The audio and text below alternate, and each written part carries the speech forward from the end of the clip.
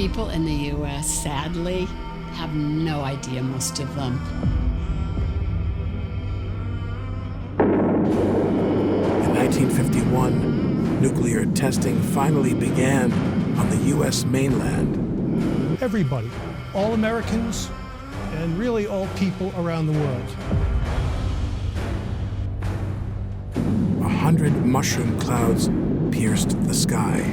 Fallout went completely around the world and came down in rain and snow. Severe radioactive contamination followed. The United States government kept the earliest nuclear fallout studies top secret. The American public, whether they want to be or not, will be forever linked to the nuclear tests that occurred in the 1950s.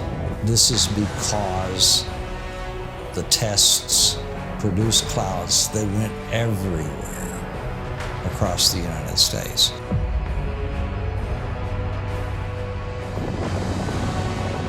And nobody warned us. We never got a warning. Never got any warning. So the bombs that got us were the bombs of our own governments. It was a nuclear war.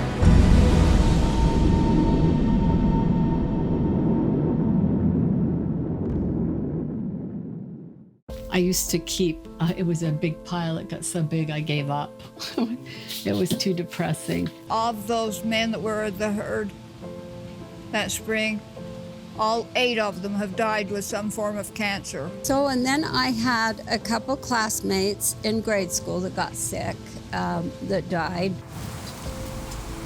But I will still keep fighting to my last breath until they are acknowledged for what they did and what they were exposed to. I think I have this enormous responsibility to do this work. The hardest part for me is to believe my own government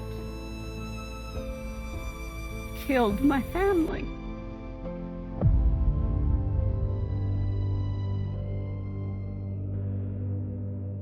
It was the women who stood up. People were wondering how much strontium-90 is getting into infants' diets. The only way to stop radioactive contamination was to prove that children were being exposed to radiation. So initially, in 1959, they asked for baby teeth from within a 150-mile radius of the city of St. Louis. I just don't think that's a... I was telling friends about it who are 20 years younger than I am, and they were like, really? That happened?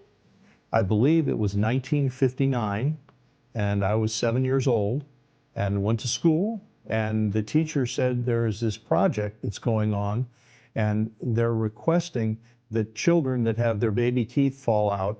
I only remember there was like a box, like a mailbox on the wall in the classroom. In my mind, the teeth went to the tooth fairy, and she did with them whatever she did. My mom would always send them in, and I can remember vividly the card that she filled out. She was concerned about, we kept hearing strontium-90. Well, my parents would have mailed it. Most mothers did.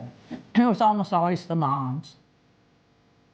Yeah, it would have been my mom. It's unique and cute, so anytime I open up that cabinet, I see it, and it makes me smile. So this is the original card and the original button from the project that I was sent in 1959. She has leukemia. Take her home and prepare for her to die. It was baby teeth that proved children's radiation exposure. There had been a 30-fold increase in strontium-90 uptake in children. November 1st, approximately 50,000 American women who described themselves as housewives and mothers went on strike in 60 cities around the country.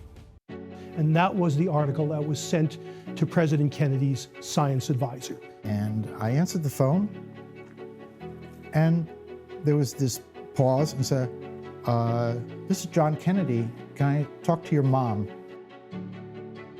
President John F. Kennedy declared a halt to atmospheric nuclear tests. However, it came from nuclear testing, but it didn't come primarily from Nevada. So that is a misconception.